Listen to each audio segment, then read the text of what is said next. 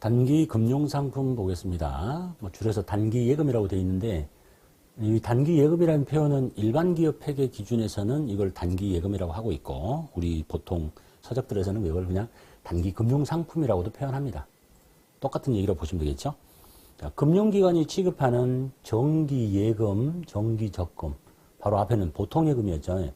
정기예금, 정기적금, 기타 정형화된 상품으로서 단기적 자금 운용을 목적으로 갖고 있거나 보고기간 종료일로부터 1년 이내에 도래하는 것은 우리는 그것을 단기 금융상품이라고 하고 그러니까 정기예금인데 뭐 보고기간 종료일로부터 6개월짜리 정기예금, 6개월짜리 정기적금 이렇게 부르는 거를 단기 금융상품이라고 부르고 이게 보고기간 종료일로부터 1년 이후에 뭐 3년짜리 이렇게 되면 우리는 그걸 장기 금융상품이라고 부릅니다.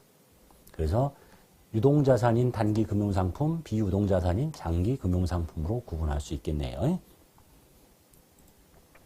자, 그리고 이들 금융상품 중에서 혹시 사용이 제한되어 있다. 사용이 제한된 게 있으면 그 내용은 주석으로 알려달라. 이 주석이라는 얘기는 재무제표에 어떤 재무제표가 이제 이렇게 그려졌잖아요. 이렇게 뭐가 쭉 다 써 있어. 그러면 요 내용 중에 여기 무슨 정기예금이 사용이 제한되어 있다. 뭐 하나 있다. 그러면 이렇게 해가지고 별도의 종이에다가 주석이를 달아서 저거는 무슨 이유로 사용이 제한됐습니다. 이렇게 알려주는 걸 보고 주석이라고 합니다. 그러니까 금융상품 중에 사용이 제한된 게 있으면 주석으로 알려주십시오. 라고 하고 있네요. 자, 이제 사용이 제한되는 예금의 사례를 좀 봅시다. 뭐가 있나? 첫 번째가 차입금의 담보로, 뭐 이거 별로 중요한 거 아니에요. 내가 돈을 차입을 하는데 내 예금 하나가 담보 잡혀 있대. 그러니까 무슨 예금 하나를 담보 잡혀놓고 돈 빌려주겠다. 그때 잡혀있는 예금은 사용이 제한됐다라는 얘기고 그 다음에 당좌거래를 시작할 때 계절 보증금이라는 걸 내야 돼요. 보증금 담궈 놓고 그 다음에 통장 개설하고 이것도 사용이 제한되는 예금이다. 그 다음에 금융기관에서 기업에 대출을 해줄 때 대출액의 일정 비율만큼 대출 기간 중 예금이나 적금을 예치하도록 하는 걸 보고 우리는 양건예금이라고 그러는데 일종의 꺾기라고 하는 겁니다. 뭐 대출을 1억을 해주는데 너 달달이 100만 원씩 적금 하나 덜어놔라 이런 얘기야. 그러면 차용이 제한된 거라고 볼 수 있겠죠. 그러니까 상식적으로 그냥 이해만 하시면 되겠고 가끔 볼 수 있는 거는 그냥 당좌거래 계절 보증금도 있다라는 것 정도만 봐두시면 되겠습니다.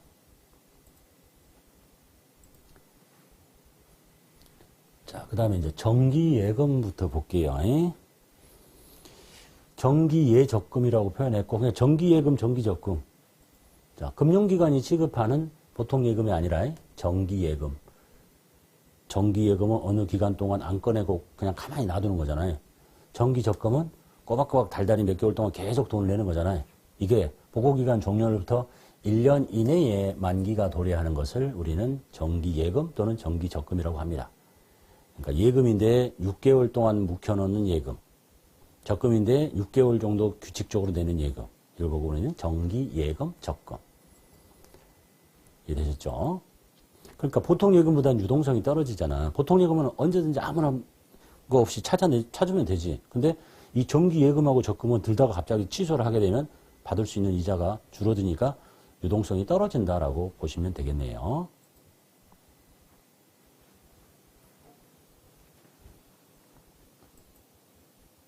예제 보겠습니다. 신한은행에 정기예금 6개월 50만 원을 가입합니다. 기간 잘 봐야 되겠죠? 예금인데 6개월 동안 갖고 있는 거야. 담궈 놓겠다 이런 얘기죠. 보통예금에서 나갑니다. 즉 나의 보통예금 통장에서 돈이 나가고 어디다가 돈을 집어넣냐면 정기예금에다 넣었어. 6개월짜리야. 그러니까 이름은 정기예금이라고 하시면 돼요. 기간이 긴 건 또 뒤쪽에서 보게 됩니다. 보통예금 빠지고 정기예금이라고 쓴다. 유동자산에. 자, 이렇게 이제 정기예금에 들어놓으면 만기가 돼서 원금과 이자를 받게 되겠죠. 그러니까 이제 생길 때 정기예금이 6개월짜리니까 이렇게 자산이 생겼다가 6개월이 되면 저것이 없어지면서 돈을 받을 텐데 원금만 받는 게 아니라 이자까지 같이 받게 돼서 보통예금 통장에 들어와요. 그럼 보통예금에 52만 원이 찍히겠죠. 52만 원. 그러니까 이제 정기예금은 사라지고 그 더 추가로 받는 요 2만 원은 뭐냐? 이자 수익이다라는 얘기예요. 영업의 수익. 이 은행에다 돈 넣는 게 영업활동은 아니니까. 그렇게 해서 정기예금이 생겼다가 정기예금이 없어지는 상황, 그리고 이자까지 같이 받아서 돈이 더 많이 들어오는 상황이라고 보시면 되겠네요. 별로 어려운 거 아니죠? 자, 그 다음에 기타 단기 금융상품 볼게요. 그러니까 정기예금, 적금은 우리가 흔히 볼 수 있는 거고, 그거 말고도 여러 가지 금융상품들이 있는데, 즉 금융기관이 시급하는 기타의 정형화된 상품으로 우리가 흔히 볼 수는 없지만 만기가 보고기간 종료로부터 1년 이내에 도래하는 것을 이제 기타 단기 금융상품이라고 한다. 그것들이 이제 뭐가 있는지 보면 뭐 기업어음이라는 것도 있고 어음관리구자라는 것도 있고 양도성 예금 증서라는 것도 있고 요거 저거서 많이 들어본 것 같죠? 환매채 나왔죠? 환매채는 어디서 봤냐면 환매조건부 채권이라고 그래서 현금 및 현금성 자산에서 봤거든? 근데 여기가 또 있지. 근데 얘 중에 3개월 이내의 환매 조건이면 한 칸 올리라는 얘기야. 너무 빠르니까, 유동성이. 이해되셨죠?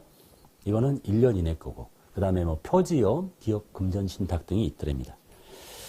그래서 교재에 써들긴 했는데 이것을 뭐 알아서 뭐 중요한 건 아니니까 한 번만 읽어볼게요. 자, 기업어음이 뭐냐? CP라는데 신용도 높은 우량 기업이 단기 운영자금을 조달하기 위해서 발행하는 단기의 무담보 융통어음을 기업어음이라고 한대요.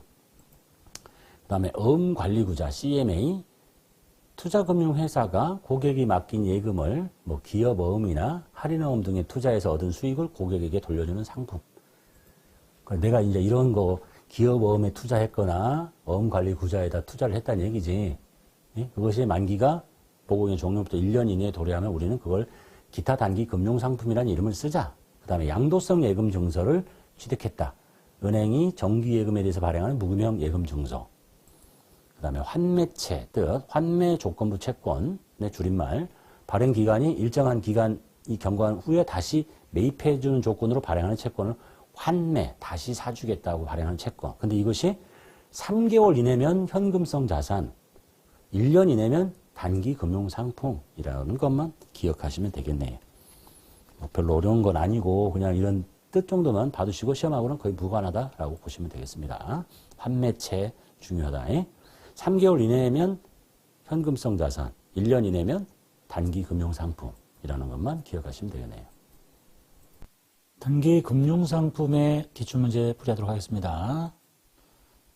자, 일반전표 입력 클릭하시고 회사는 4002번 문제 1번 볼게요. 정기예금 만기가 6개월짜리입니다. 단기간이라는 얘기죠. 가입합니다. 현금 100만 원을 입금시킵니다. 자, 현금이 나가는 거 알겠죠? 현금 또는 뭐 정기예금이 들어가는 거 알 수도 있고 대변에 현금을 뺍니다. 금액은 100만 원. 그리고 차변에 이때 쓰는 이름이 뭐야 이제 6개월짜리니까 F2키 눌러서 정기예금이라고 찾아봅니다.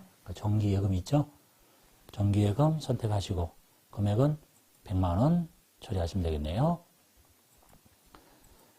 그 다음 거래은행인 우리은행에 1월분 정기적금에 예금하기 위해서 당사의 보통예금 계좌에서 돈이 나갑니다. 보통예금에서 돈이 빠져나갔습니다. 그리고 어디로 돈이 들어가요? 정기적금으로. 그래서 대변에 보통예금 걸어서 100만 원 빼고 차변에 정기적금 F2키 눌러서 정기 치고 적금 선택하시면 되겠네요. 금액 100만 원. 그 다음 신한은행에 예치된 정기예금이 만기가 돼서 원금 1000만 원과 단기 발생분 이자 50만 원이 당좌예금 통장에 이체돼요. 그러니까 원금 1000과 50이 당좌예금에 찍힌다는 얘기죠. 그건 알 수 있겠지? 그래서 차변에 당좌예금에 돈을 1050만 원을 집어넣습니다. 그리고 이제는 정기예금이 만기가 됐으니까 사라져야 되겠죠? 대변에 정기예금을 없앱니다. 정기예금 1000만 원짜리를 없애버리고 그럼 나머지 50만 원이 더 들어온 게 뭐겠어요? 이자가 생긴 거죠. 그래서 대변에 이자 수익을 잡습니다. 됐죠?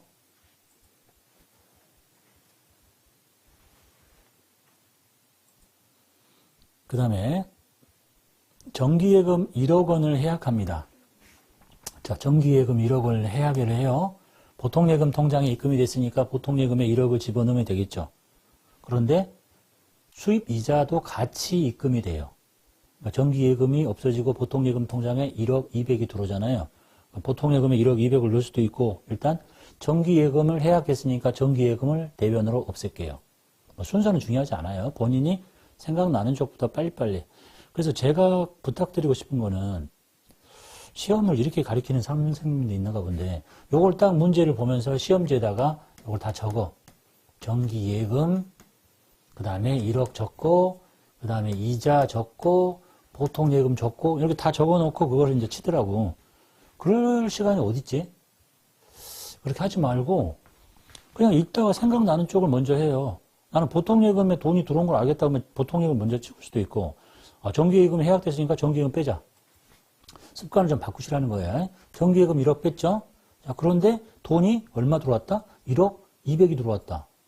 1억 2백을 집어도 여기다가. 그럼 나머지 차이가 뭐냐? 이자 수익이다. 이렇게 정리하시면 되지 않냐. 혹시 잘 못했다? 그러면 그냥 삭제하면 되잖아. 언제 이걸 다 적어놓고 이걸 또 그렇게 하는 시간이 부족해서 안 되니까 습관을 저하고 공부하시는 분들은 습관을 고치세요. 그냥 읽다가 생각나는 쪽 있으면 빨리빨리 다 채우면 돼. 이해되셨죠?